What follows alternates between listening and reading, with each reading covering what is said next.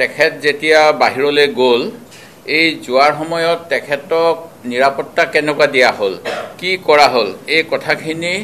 নিশ্চিতভাৱে তদন্তৰ আওতালৈও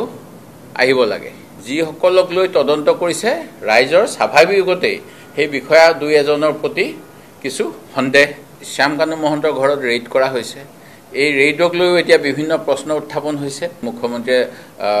সঞ্জীৱন গাৰ্গক পিঠিত থপথপাই থকা সেই কথাখিনিও ৰাইজে জানিব বিচাৰিছে যে তেওঁ কি কৈছিলে কোন বিধিত কি নিয়মত আছে যে গোপনীয় কথা এনেকৈ বিশিষ্ট ব্যক্তি বুলি কৈ একাংশ মানুহক দিব জুবিন গাৰ্গৰ মৃত্যুৰ এমাহ পাৰ হৈ গ'ল আৰু এই সময়ছোৱাৰ ভিতৰত তদন্তৰ পৰা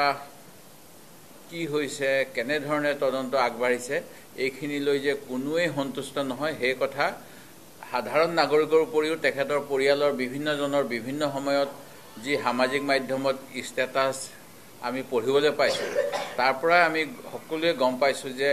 তদন্ত প্ৰক্ৰিয়া যেনেধৰণে যাব বুলি আশা কৰা হৈছিল সেই দিশত আগবঢ়া নাই মুখ্যমন্ত্ৰী মহোদয়ে প্ৰথমেই ক'লে যে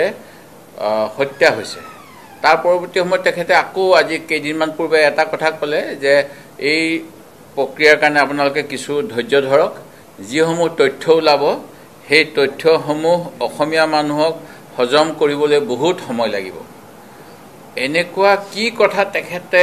SITৰ মুখৰ পৰা গম পাই আছে যে এনেকুৱা ধৰণৰ কথাবিলাক তেখেতে সংবাদ মাধ্যমৰ আগত কৈ আছে প্ৰায় 6-7 বছৰ আগত বোধ কৰোঁ মুখ্যমন্ত্ৰী মহোদয়ে কিন্তু নিজেই কৈছিল যে জুবিন গাৰ্গৰ নিৰাপত্তাৰ প্ৰতি ভাবুকি আছে আৰু তেখেতৰ নিৰাপত্তা নিশ্চিত হ'ব লাগে তেনেস্থলত তেখেত যেতিয়া বাহিৰলৈ গ'ল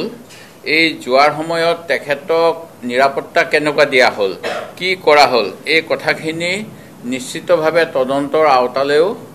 আহিব লাগে যিসকলক লৈ তদন্ত কৰিছে ৰাইজৰ স্বাভাৱিকতেই সেই বিষয়া দুই এজনৰ প্ৰতি কিছু সন্দেহ